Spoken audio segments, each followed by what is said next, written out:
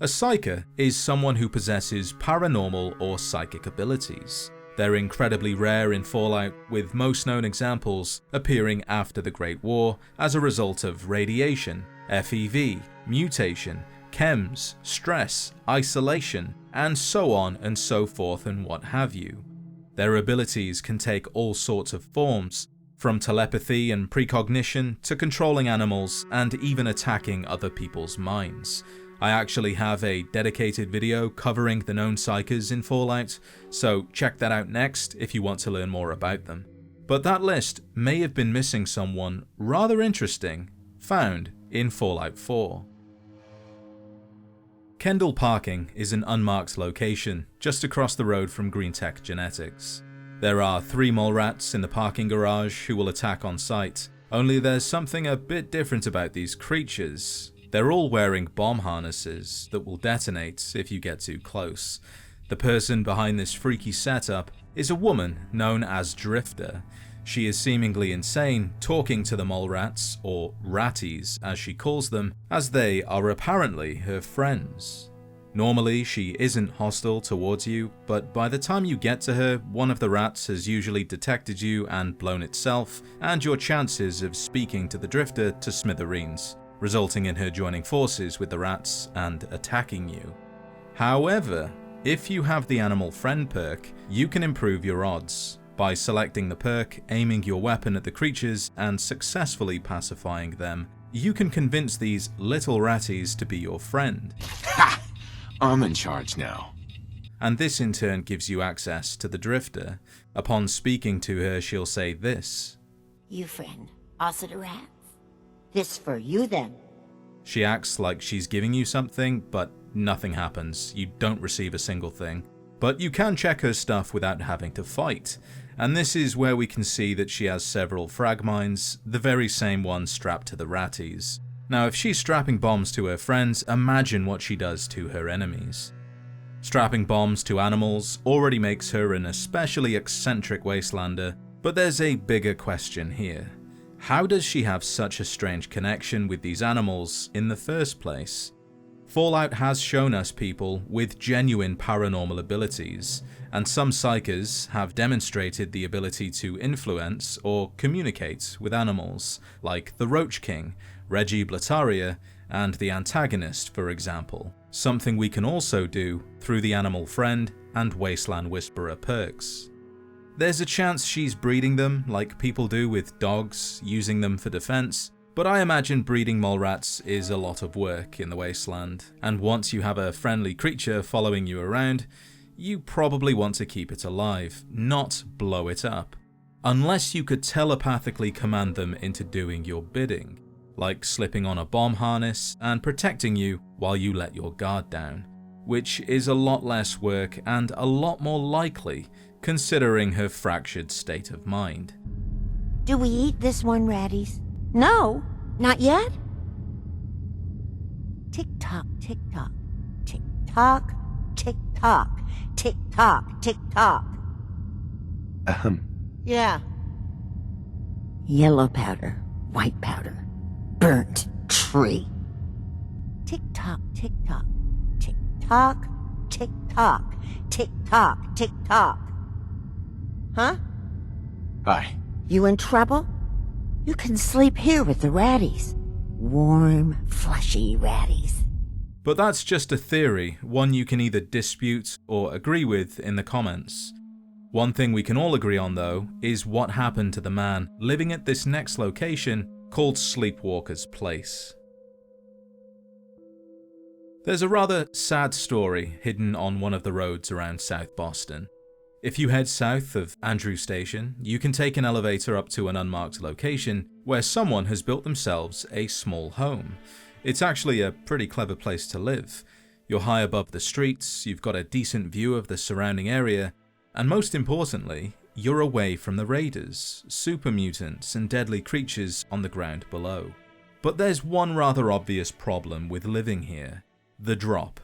And inside the trailer, you can find a note written by the person who lived here expressing that same concern. It reads, "It's a sweet setup, Jamal. It really is. Up so high you don't have to worry about nothing. That drop is the only thing that bothers me. You know how I get at night, especially after I've been drinking. Up here, if I do go out for a stroll, it'll probably be the last thing I do. And unfortunately, it seems they were right. While Jamal is mentioned only and does not appear in the game, we can actually find this other person. Down on the roadway below is their skeletal remains, and we all know what happened. One night, they got drunk, went for a walk, and fell to their death. There's even a key beside the body called Sleepwalker's key, which opens a safe back up top, confirming it is them. There's no big mystery left to solve here. The note tells us exactly what the man was afraid of, and the body tells us exactly how it ended. But there are plenty of other stories in Fallout 4. This one, for example, takes place before the bombs fell. Rebecca, or Becca Linkowski, was a member of the Ladies' Watch Auxiliary of Boston, and before the Great War, she would go out on neighborhood watches with her niece Jenny, and her friends Sue and Gemma, keeping recordings of their patrols, some of which we can still find. Okay, hun. Just say it right into the little box here.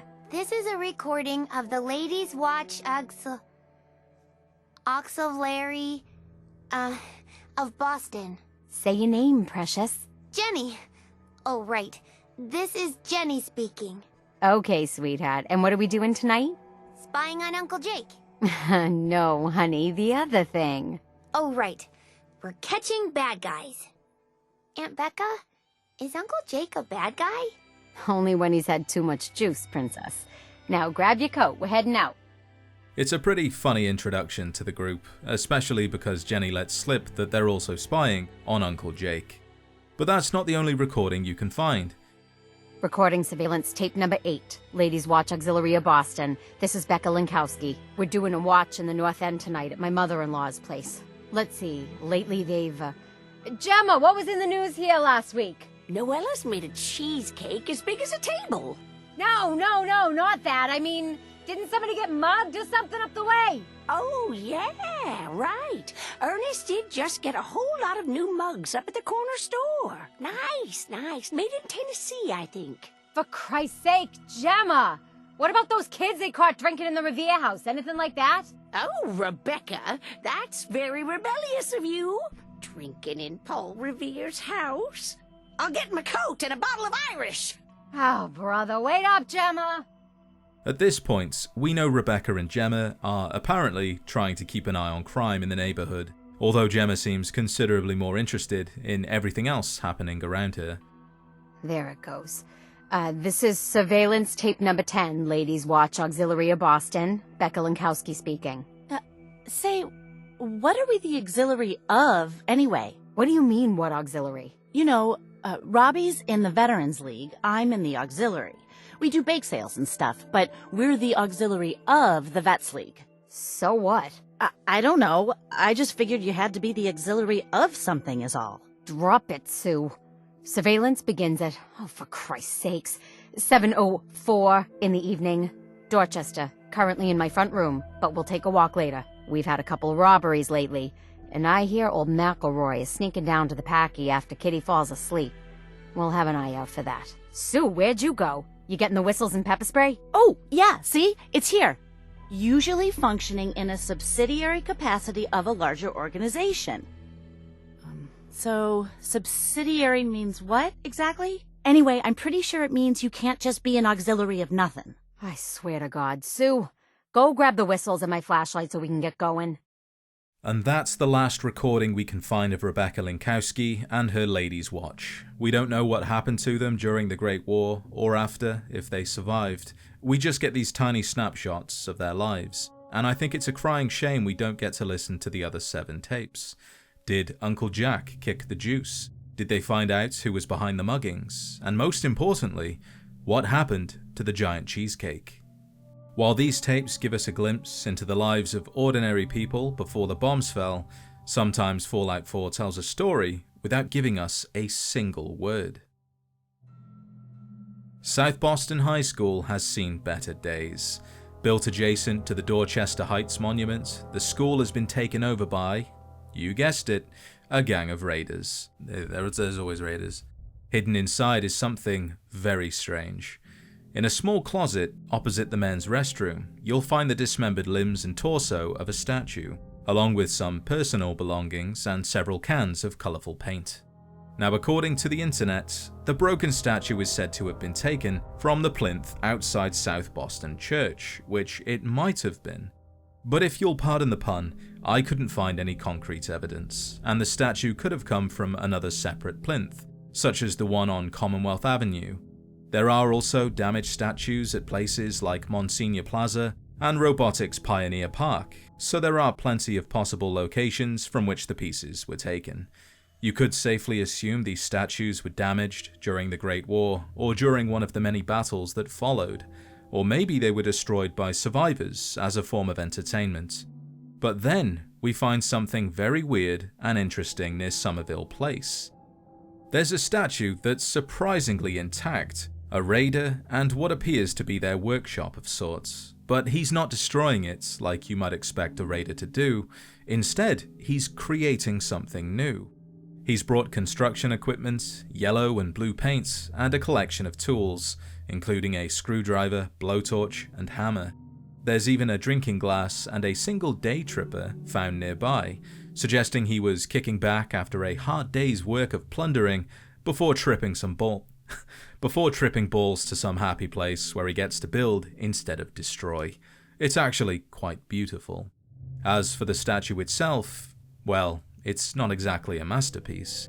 The head has been attached to the statue's right wrist, while the hand has been attached to the neck. There's even a chem box sitting in the statue's left hand. Perhaps this statue is a reflection of the man's inner thoughts, where he doesn't think with his head, rather his hands, guided by chems. Analysis aside, we have one raider, surrounded by tools and paint, actively trying to restore a ruined statue, and another location with dismembered statue pieces and even more paint.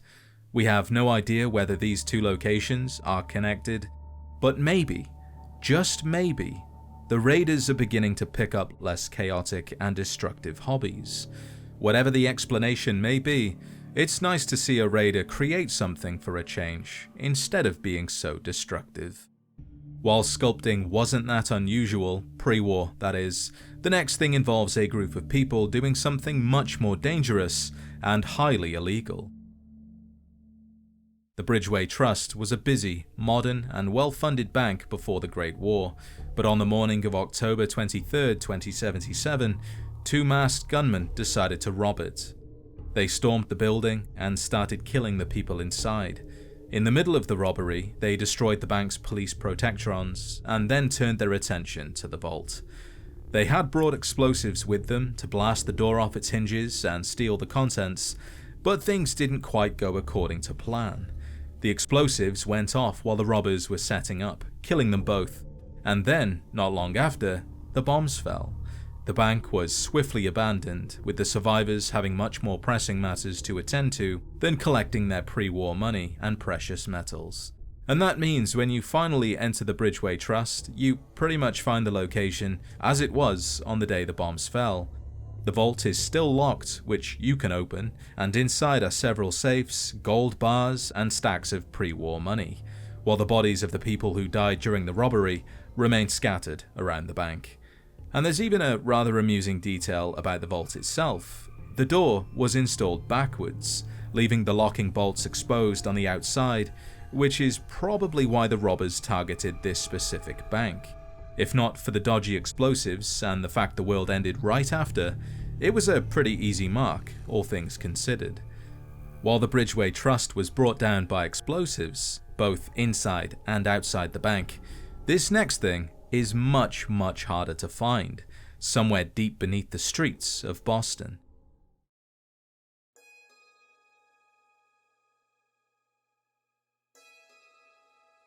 There's a rather bizarre reference found in the Fen Street sewer. The sewer is already home to the Fen's Phantom, a serial killer who leaves behind holotapes documenting his murders and taunting the detective who's trying to catch him. But we're not here for that. We're here for a much more dangerous type of killer. If you head into the room containing the flamer and look behind the radio and chair, there's actually something hidden just outside the playable area.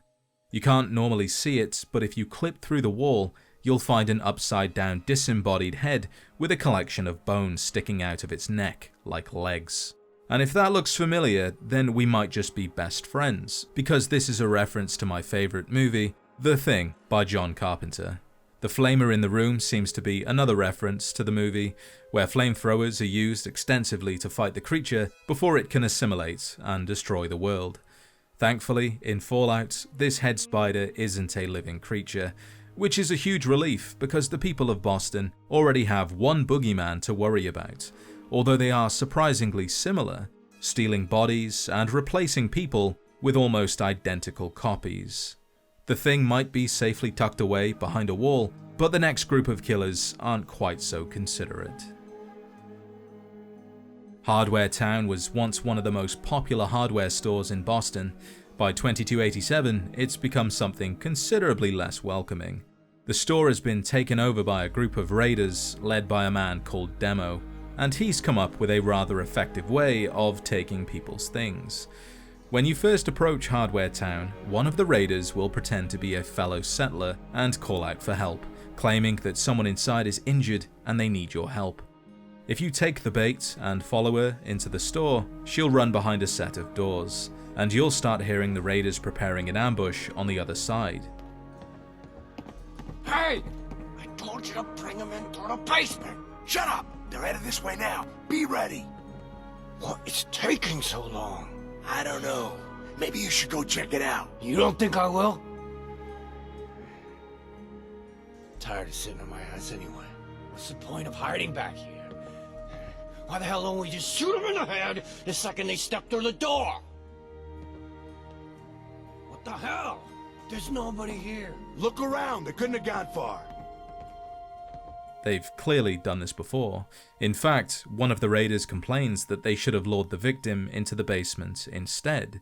Why the basement? Well, if you go down there, you'll find a huge pile of bodies belonging to many, many settlers, suggesting that this has been going on for quite some time, and this is where they dump the bodies. So by luring unsuspecting people straight down there and killing them, the raiders don't have to move the bodies afterwards, saving both time and energy. But there's actually a clever interaction here if you keep your wits about you.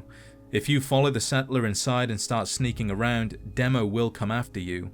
But if you don't do that, and instead kill the raider outside, and then enter the store, the raiders waiting at the back realize something has gone wrong, and start discussing what to do next, leading to a pretty funny and unique interaction.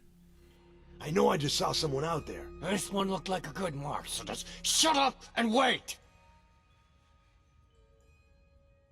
Maybe they went around back. Should we go check the loading dock? Don't be stupid! We got two guys back there. I thought I told you to shut up! But what if... Hey! Told you to stop talking! Say another word, and I will make sure that you don't annoy me ever again. Seriously, though, what if... Hey! Hey! What the hell? What? I warned him! Now shut up and make sure you're ready! Be sure to show your support by liking the video and subscribing if you haven't already for more Fallout content. If there's anything you'd like to see in a later video, leave a comment and I'll see what I can do. With that said, thank you as always for watching, and I'll see you in the next adventure.